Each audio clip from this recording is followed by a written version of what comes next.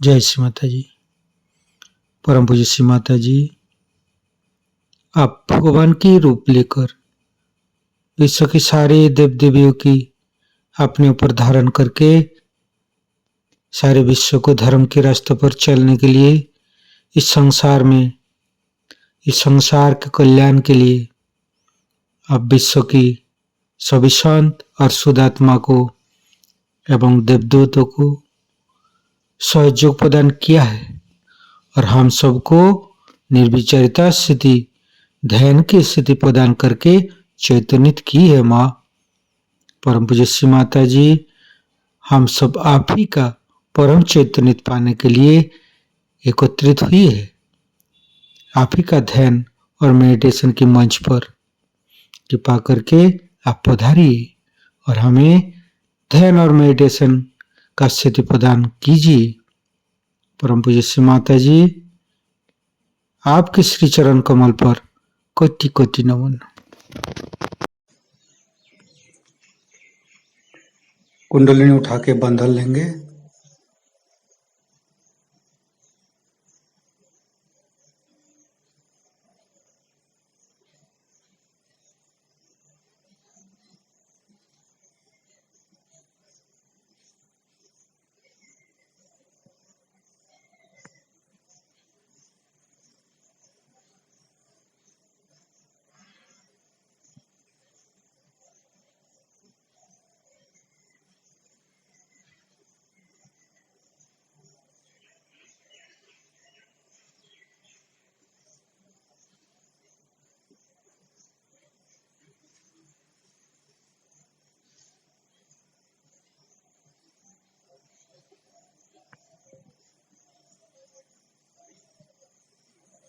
तीनों महामंत्र। ओम तमेव साक्षात् श्री महालक्ष्मी महासरस्वती महाकाली त्रिगुणात्मिका कुंडलिनी साक्षात् श्री आदिशक्ति माता जी श्री निर्मला देव्ये नमो नमः। ओम तमेव साक्षात् श्री कल्की साक्षात् श्री आदिशक्ति माता जी श्री निर्मला देव्ये नमो नमः। ओम तमेव साक्षात् श्री कल्की साक्षात् श्री सहस्रार स्वामिनी मोक्ष प्रदायिनी माता जी श्री निर्मला देव्ये नमो नमः। गणेश मंत्र लेंगे। ओम तमेव साक्षात् श्री गणेश साक्षात् श्री आदिशक्ति माता जी श्री निर्मला देव्ये नमो नमः। दोनों हाथ श्री माता जी की तरफ। कुछ भी नहीं सोचेंगे, मन के अंदर समस्त चिंता को परम पूज्य श्री माता जी की श्री चरण पर समर्पित करेंगे। परम पूज्य श्री माता जी, हमारे हृदय को सच कीजिए। सच हृदय कमलासन पर आपके श्री चरण की पूजा होने दीजिए। माँ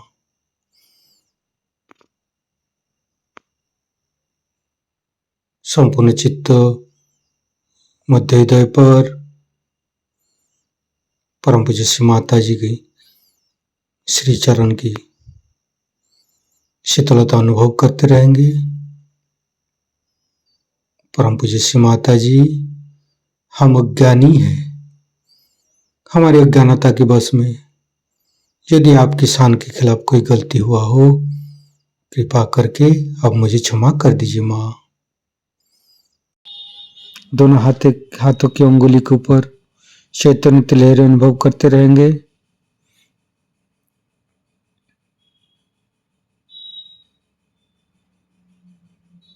फिर धीरे धीरे चित्त को तीन मूलाधार पर लेके आएंगे। परम पूज्य श्री माता जी, आप ही तो प्रभु गणेश है। कृपा करके हमारे शरीर की तीनों नाड़ी सातों चक्र के ऊपर स्थान ग्रहण कीजिए और सभी चक्र के दोषों को, सभी चक्र के अंदर रोगों को दूर कीजिए माँ। हे प्रभु गणेश, हम कभी अतीत में चले जाते, कभी भविष्य में चले जाते, कृपा करके हमें वर्तमान में स्थापित कीजिए। संपूर्ण चित्त बाएं मूलाधार। परम पूज्य श्री माता जी, आप ही तो अबोधिता प्रदान करते हैं, आप ही तो पवित्रता बनाया है। कृपा करके हमारी अबोधिता और पवित्रता को रक्षा कीजिए। निर्मल गणेश का मंत्र लेंगे। ओम तमेव साक्षात श्री निर्मल गणेश साक्षात श्री आदि शक्ति माता जी श्री निर्मला देवे नमो नमः। धीरे धीरे चित्त को राइट मूलाधार पर। परम पूज्य श्री माता जी, आप ही तो राक्षस संतरी है, आप ही तो राक्षस अग्नि है। कृपा करके हमारे अंदर राक्षस प्रवृत्ति को नष्ट कीजिए। परम पूज्य श्री माता जी, आप श्री कार्तिक रूप में हमारे राइट मूलाधार पर आइए। मंत्र लेंगे। श्री कार्तिक। ओम तमेव साक्षात श्री कार्तिकी साक्षात श्री आदि शक्ति माता जी श्री निर्मला देवे नमो नमः। फिर धीरे धीरे चित्त को मध्य मूलाधार।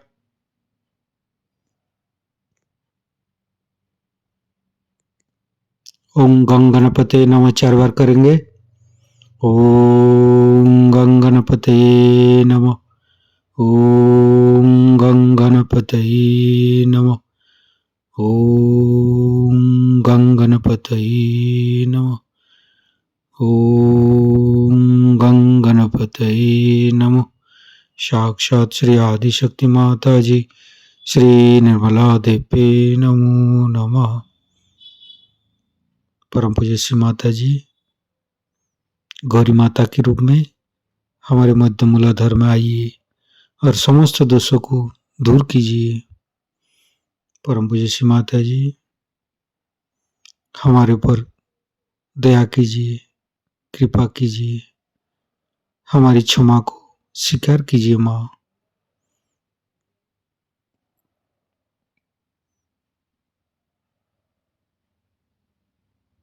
गणेश गौरी माता की मंत्र लेंगे।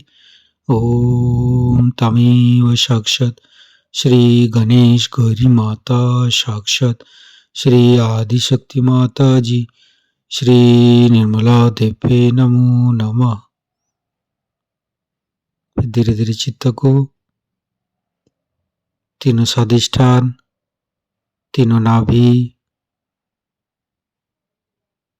तीनों हृदय, तीनों विशुद्धि, लेफ्ट विशुद्धि। परम पूज्य श्री माता जी, आपकी परम कृपा में हम शुद्ध आत्मा है। शुद्ध आत्मा निर्दोष है माँ। परम पूज्य श्री माता जी, आपकी परम कृपा में हम दोषी नहीं हूँ माँ। परम पूज्य श्री माता जी, आपकी परम कृपा में हम दोषी नहीं हूँ, निर्दोष हूँ माँ। परम पूज्य श्री माता जी, आपकी परम कृपा में हम निर्दोष हूं। फिर धीरे धीरे चित्त को राइट विशुद्धि। श्री माता जी, हमारी वाणी की माधुर्य आप ही है माँ। आप ही तो हमें वाणी की माधुर्य प्रदान करते हैं माँ। कृपा करके हमारी राइट विशुद्धि पर माँ जसोदा और विट्ठल रुक्मणी रूप में आइए। फिर धीरे धीरे चित्त को मध्य विशुद्धि। परम पूज्य श्री माता जी, राधा कृष्ण जी के रूप में हमारे मध्य विशुद्धि पर आइए और समस्त दोषों को, समस्त रोगों को दूर कीजिए माँ, और हमें साक्षी भाव प्रदान कीजिए। फिर धीरे धीरे चित्त को फ्रंट आज्ञा, बैक आज्ञा, सहस्त्रार। परम पूज्य श्री माता जी, हमारे अंदर अहंकार, प्रति अहंकार को दूर करके हमारे सहस्त्रार को खोल दीजिए।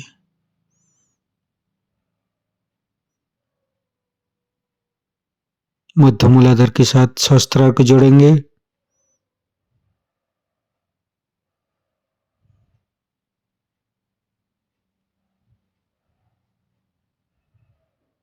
फिर संपूर्ण चित्त सहस्त्रार पर ही रखेंगे।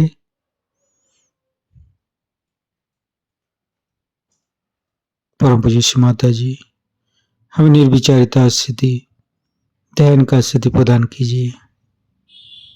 निर्विचारिता मंत्र लेंगे। ओम तमेव साक्षात श्री निर्विचारिता साक्षात श्री आदिशक्ति माता जी श्री निर्मला देव्ये नमो नमः। परम पूज्य श्री माता जी, हमारे ऊपर ऐसी कृपा कीजिए ताकि हम आपकी वाणी को सहस्त्रार से सुन सकूं। संपूर्ण चित्त सहस्त्रार पर परम पूज्य श्री माता जी का अमृत बनी हम सहस्त्रार से ग्रहण करेंगे।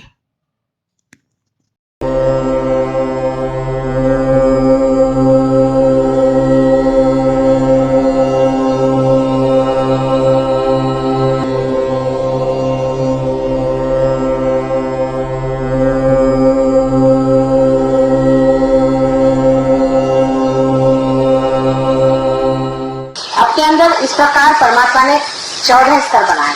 अगर आप गिनिए सीधे तरीके से तो भी अपने अंदर आप जानते हैं कि 7 चक्र की सर्वतः होता है। उसके अलावा और 2 चक्र जो है उसके बारे में आप लोग बातचीत ज़्यादा नहीं करते। वह है चंद्र का चक्र और सूर्य का, फिर एक हंसा चक्र है। इस प्रकार 3 चक्र और तो 7 और 3 10। उसके ऊपर और 4 चक्र, सहस्त्रार से ऊपर और 4 चक्र हैं। और उन चक्रों के बारे में भी मैंने आपसे बताया था। अर्धबिंदु, बिंदु, वलय और प्रदक्ष, ऐसे 4 सहयोग के बाद भी जब त्याग का सहस्त्रार खुल गया है उस पर भी ये 4 चक्रों में आपको जाना। अर्धबिंदु, बिंदु, वलय और प्रदक्षिण, इस 4 चक्रों के बाद कह सकते हैं कि हम लोग सहयोगी हो। और दूसरी तरह से भी आप देखें तो हमारे अंदर 14 स्थितियाँ सहस्त्रार तक पहुँचने पर भी है अगर उसको विभाजित की जाए तो। 7 चक्र अगर ईड़ा नाड़ी पर और 7 पिंगला नाड़ी पर है। मनुष्य जब चलता है तो वो सीधे नहीं चलता, वो पहले लेफ्ट में आता है फिर राइट में जाता है, लेफ्ट में आता है फिर राइट में जाता है। और कुंडली जो है वो भी जब चलती है तो इन दोनों में विभाजित होती हुई चलती। इसकी वजह ये है कि मैं आपको अगर समझा कि 2 रस्सी और दोनों रस्सियाँ इस प्रकार नीचे उतरते वक्त या ऊपर चढ़ते वक्त भी 2 अवगुंठन लेती। जब 2 अवगुंठन लेती है तो उसके लेफ्ट और राइट इस प्रकार से पहले लेफ्ट और फिर राइट दोनों के अवगुंठन होने से फिर राइट वाली राइट को आ जाती है, लेफ्ट वाली राइट को चली जाती है।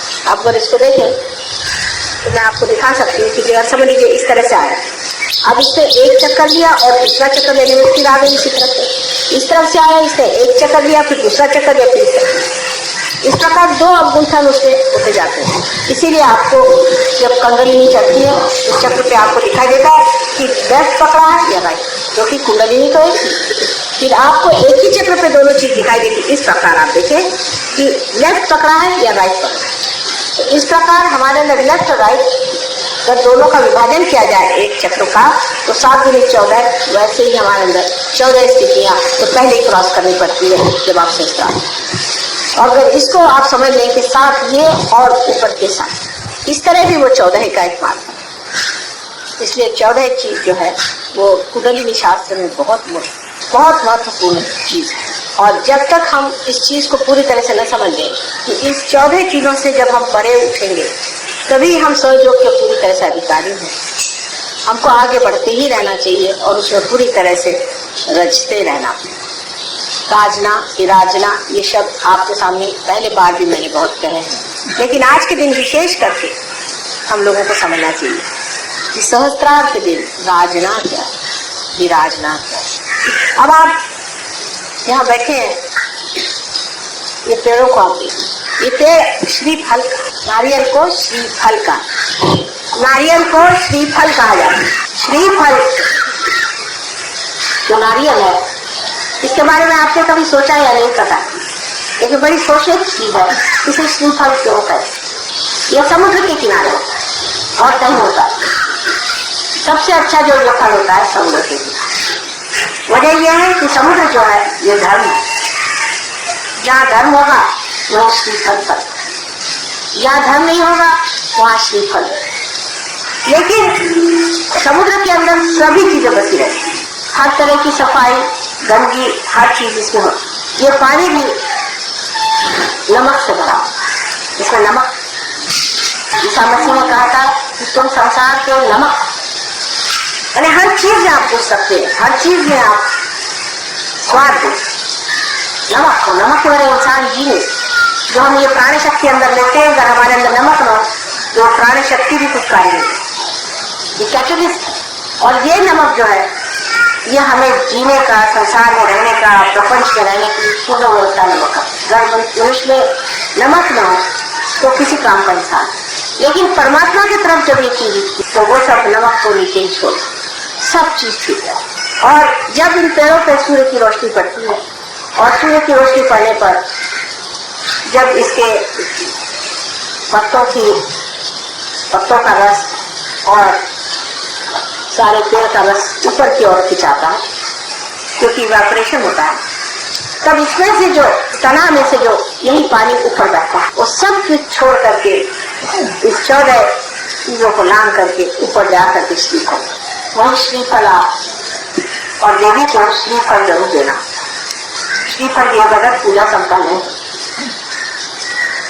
श्रीफल भी एक अजीब तरह से बना हुआ है, दुनिया में ऐसा कोई सा भी फल नहीं जैसे श्रीफल, तो उसका कोई सा भी हिस्सा बेकार नहीं जाता, उसका एक एक हिस्सा इस्तेमाल होता है। इसके पत्तों से लेकर हर चीज इस्तेमाल होती है, और श्रीफल का भी हर एक चीज इस्तेमाल। और देखें श्रीफल भी मनुष्य के सहस्त्रार जैसे बाल अपने हैं, इस तरह से श्रीफल के भी बाल है, यही श्रीफल। इसमें बाल होते हैं ऊपर में, इसके प्रोटेक्शन के, मृत्यु से प्रोटेक्शन हमें बालों से, इसलिए बालों का बड़ा मान किया जाता है। बाल बहुत मान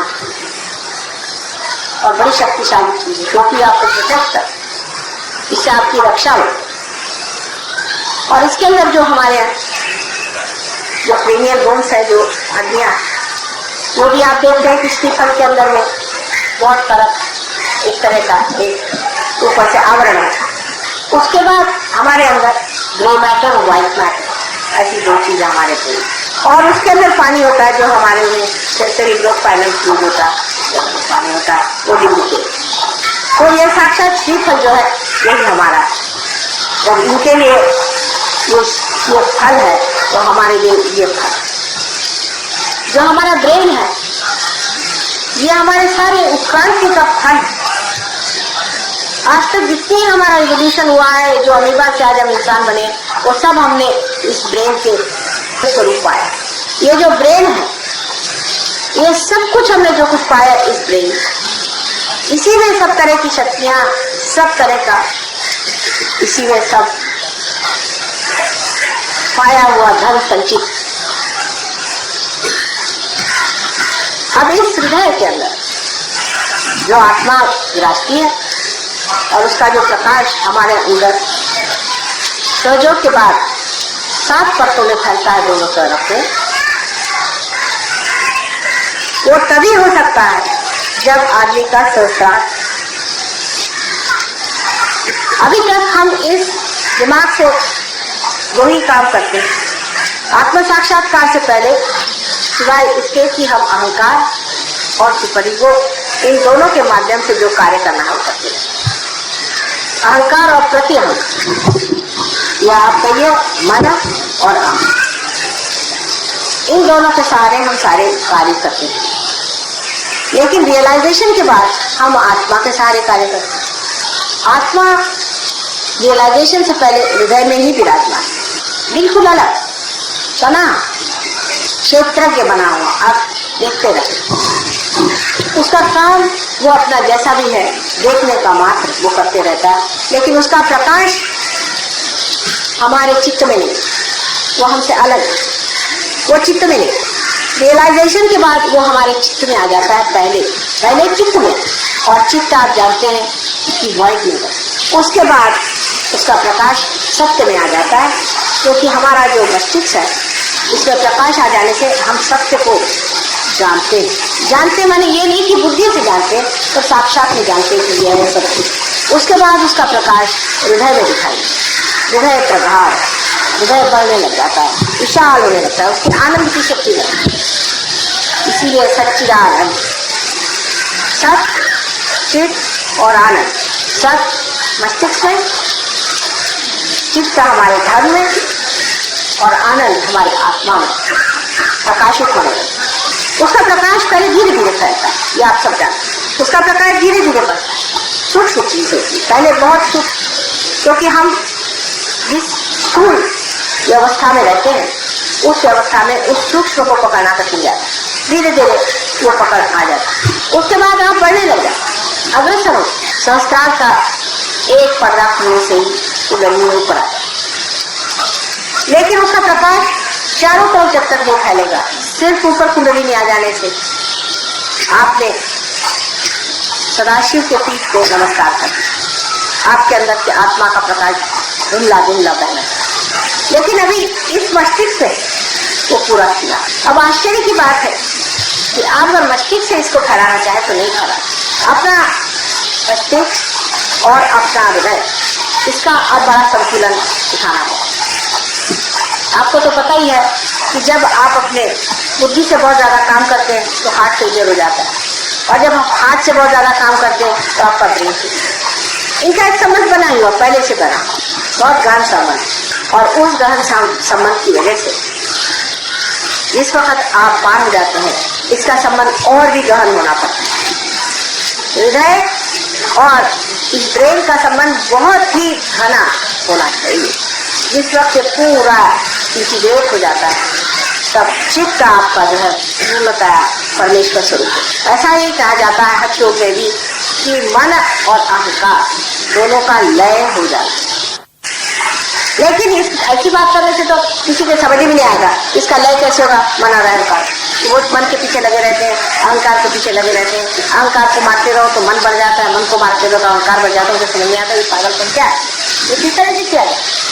मन और अहंकार दोनों को किस तरह से किया जाए, उसका एक ही द्वार है, आज्ञा चक्र को काम करने से मन और अहंकार जो है पूरी तरह से लय हो जाए, और वो लय होते ही हृदय और ये जो ब्रेन है इनमें पूरा सामंजस्य पहले आ जाता है रिकॉर्ड। लेकिन एकता नहीं है, इस एकता को ही हमको पाना है। तो आपका जो हृदय है वही संस्कार हो जाता है, और आपका जो संस्कार है, जो आप सोचते हैं वही आपके हृदय में है, और जो कुछ आपके हृदय में है वही आप ऐसी जब गति हो जाए तो कोई भी तरह की आशंका, कोई भी तरह का अविश्वास, किसी भी तरह का भय, कोई सी भी चीज हो, जैसे आदमी को भय लग जाए तो उसे क्या करते हैं कि उसको ब्रेन से सिखाते हैं कि देखो भाई, भय करने की कोई बात नहीं, देखो तुम तो बेकार चीज को डर रहे थे, ये देखो प्रकाश लेकर। फिर वो अपनी बुद्धि से तो समझ लेता है, फिर डरता है। लेकिन जब दोनों चीज एक हो जाए, आप इस बात को समझने की कोशिश कि जिस मस्तिष्क से आप सोचते हैं, जो आपके मन को समझाता है और संभालता है, वही आपका मंगल हो जाए। यानी समझ लीजिए कि ऐसा कोई इंस्ट्रूमेंट हो कि जिससे एक्सेलरेटर और ब्रेक दोनों ऑटोमेटिक हो जाए और दोनों एक, जब चाहे तो वो ब्रेक बन जाए और जब चाहे तो वो एक्सेलरेटर हो जाए और वो सब जानता है। ऐसी जब दशा आ जाए तो आप पूरे गुरु हो गए। ऐसी दशा हमको आनी। अभी तक आप लोग काफी उन्नति कर गए, काफी ऊंचे स्तर पे थे। जरूर आपको कहना चाहिए कि अब आप श्री फल हो गए। लेकिन मैं हमेशा आगे की बात इसलिए करती हूँ, इस पेड़ पे भी अगर चढ़ना हो तो क्या आपने देखा है किस तरह से लोग चढ़ते हैं? अगर एक आदमी को चढ़ा के देखिए तो आप समझ जाएंगे कि वो एक डोर बांध लेता है चारों तरफ चढ़ने और उस डोर के ऊपर फंसाते जाता है। वो डोर जब ऊपर फंस जाता है तो उस पर वो चढ़ता है। इसी तरह से अपनी डोर को ऊंची फंसाते जाना, और यही जब आप सीख लेंगे तभी आपका चलना बहुत जल्दी है। और ज्यादातर हम डोर को नीचे फंसाते हैं। सहयोग में आने के बाद भी डोर हम नीचे की तरफ फंसाते और कहते माँ हमारी तो कुछ प्रगति हो। अरे होगी क्या कि जब तुम डोर ही उसी तरफ फंसा के नीचे उतरने की व्यवस्था करते हो। जिस वक्त नीचे उतरना तो डोर की फंसाने की जरूरत नहीं, आप जरा सा ढील दे दीजिए, डर आप नीचे चले। वो तो इंतजाम पहले से बना हुआ नीचे आने, ऊपर चढ़ने का इंतजाम बनाना पड़ता। तो कुछ बनने के लिए मेहनत करनी पड़ती है, और जो पाया उसे खोने के लिए कोई मेहनत की जरूरत है। आप सीधे चले आइए जमीन पर, उसमें कोई तो प्रश्न खड़ा नहीं होता। इसको अगर आप समझ लें इस बात को तो आप जान लेंगे कि नजर अपनी हमेशा ऊंची है। अगर कोई से भी सीढ़ी पर आप खड़े हैं लेकिन आपकी नजर ऊंची है, वो आदमी उस आदमी से बहुत ऊंचा है जो ऊपर खड़े होकर के भी नजर नीचे रखता। इसीलिए कभी कभी बड़े पुराने सहयोगी भी धक से नीचे चले आते हैं। लोग बताते कि हाँ ये तो बड़े पुराने सहयोगी थे, इतने साल से आपके साथ रहे, ये किया वो किया, पर नजर तो उनकी हमेशा नीचे रखी। तो मैं इसे क्या करूँगा, नजर नीचे रखी तो वो चले आएंगे। नजर हमेशा ऊपर आनी चाहिए। अब इसे भी फल को देखना है तो नजर आती, इनकी भी नजर, इन सब की नजर ऊपर, क्योंकि बगैर नजर ऊपर किए हुए वो जानते ना हमें सूर्य को पा सकते हैं, न ये कार्य हो सकता है, न तो हम श्रीफल बना। वृक्ष को बहुत अच्छे से देखना चाहिए और समझना चाहिए। सहयोग आप वृक्ष से बहुत अच्छे से सीख, बड़ा भारी ये आपके लिए गुरु है।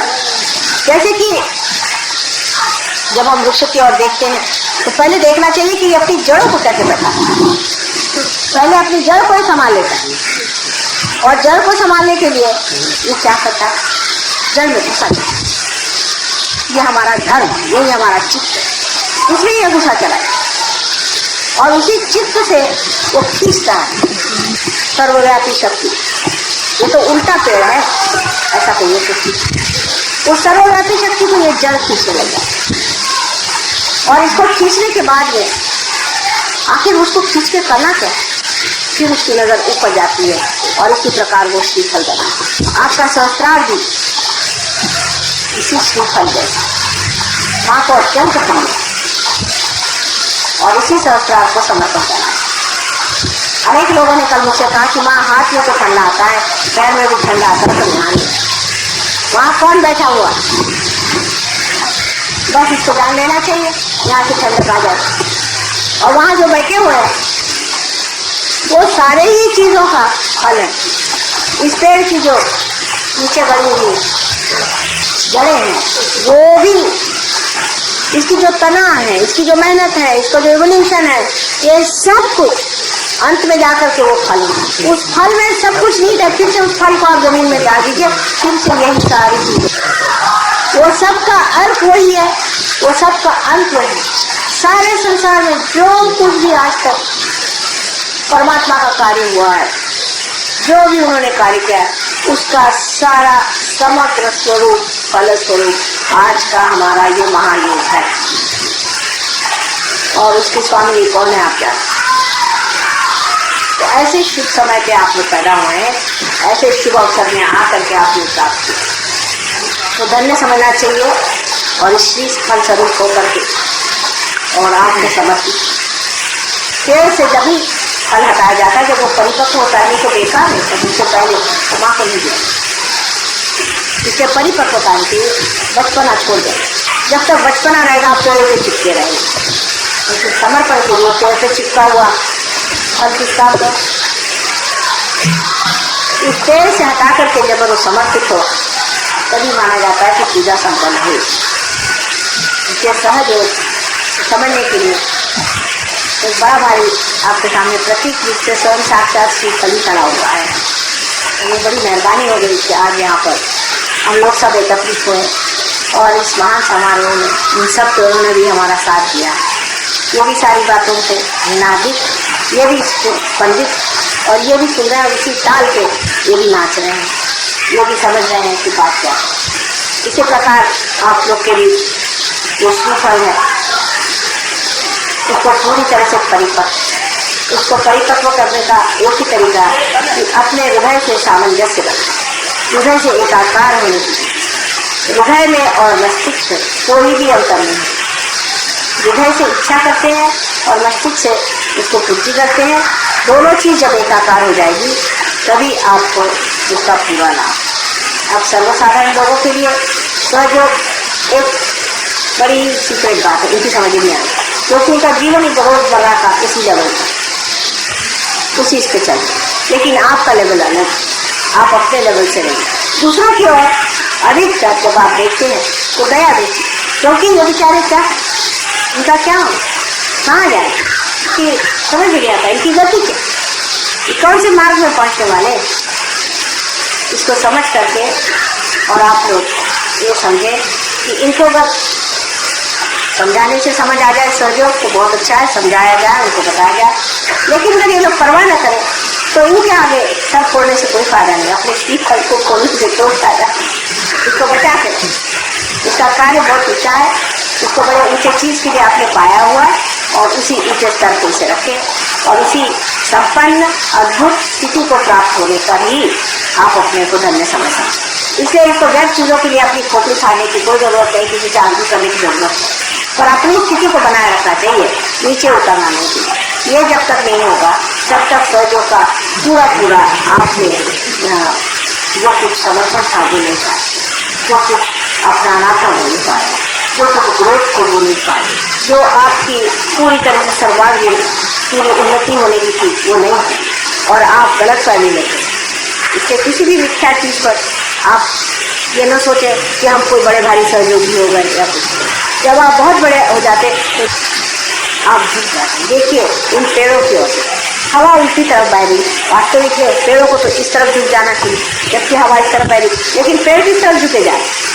आप लोगों ने कभी मार्क किया है कि सारे पेड़ों की दिशा उधर, क्यों वहाँ से तो हवा आकर के इसको ढकेले जा रही, फिर तो भी पेड़ उसी तरफ क्यों झुक रहे। अगर ये हवा में चले तो न जाने और कितने ये लोग झुक जाए, क्योंकि ये जानते हैं इस सब को देने वाला वो उसके प्रति नतमस्तक होकर के वो झुक रहे, और वो देने वाला जो है वो है धर्म।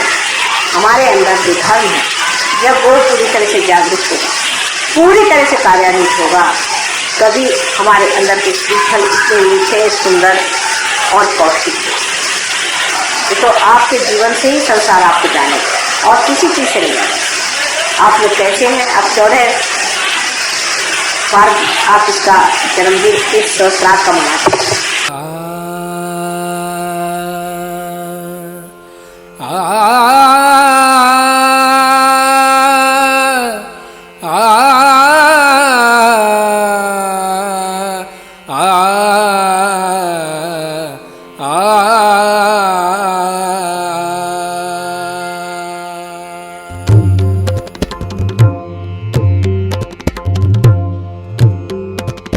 नमो नमो श्री निर्मल माता, नमो नमो श्री निर्मल माता, नमो नमो श्री निर्मल माता।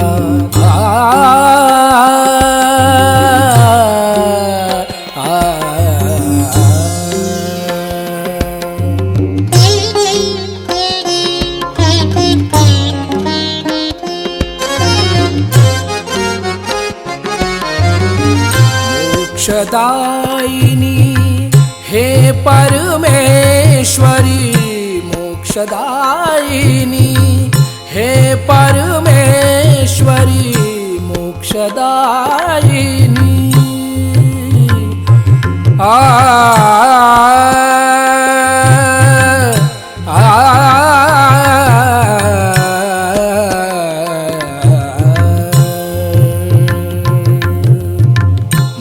मोक्षदायिनी हे परमेश्वरी, हृदय निवासिनी नमो नमः, हृदय निवासिनी नमो नमः, नमो नमो श्री निर्मल माता, नमो नमो।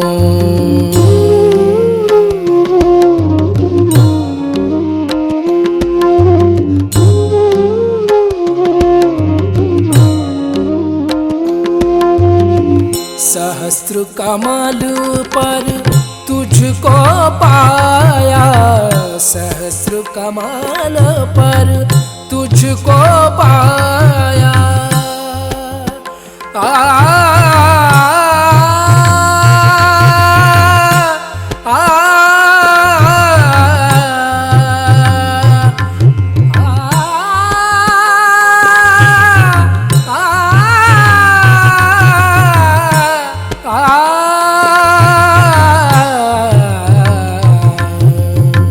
सहस्र कमल पर तुझको पाया, सहस्र कमल पर तुझको पाया। सात चक्र पर विजय दिलाया, सात चक्र पर विजय दिलाया। ब्रह्म ज्ञान से हमें मिलाया, ब्रह्म ज्ञान से, ब्रह्म ज्ञान से, ब्रह्म ज्ञान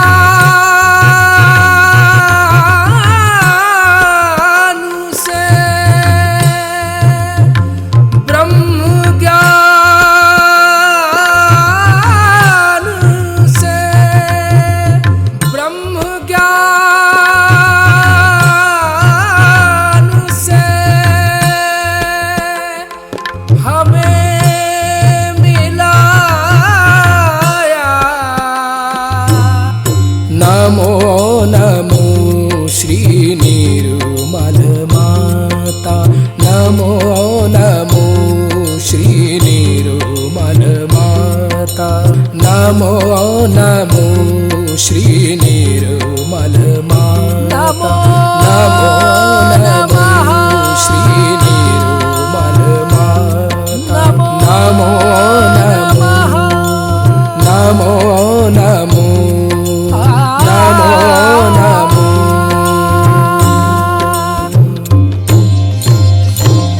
ओम त्वमेव साक्षात्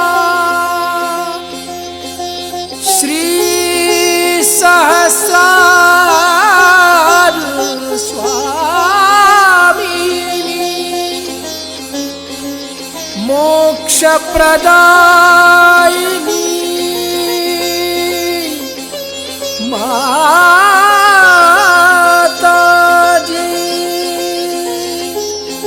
श्री निर्मला देवे नमो नमः, नमो नमः, नमो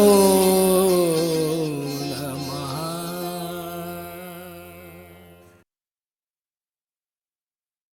इस अवस्था को प्राप्त करने के बाद कृपया कुछ देर ध्यान में रहें। जय श्री माता जी।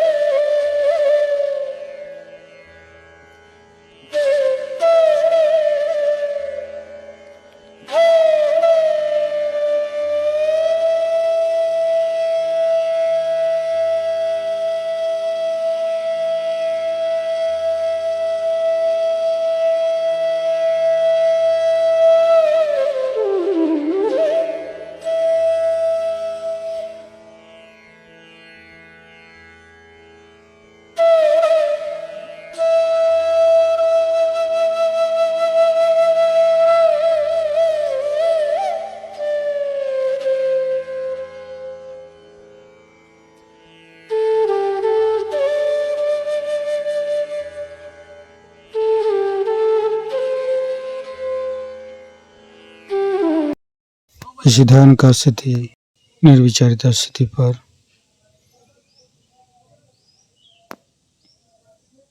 परम चैतन्य अनुभव करते हुए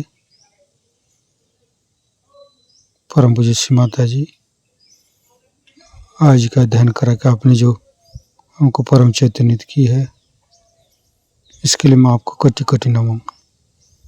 कुंडली उठाकर बंधन लेंगे।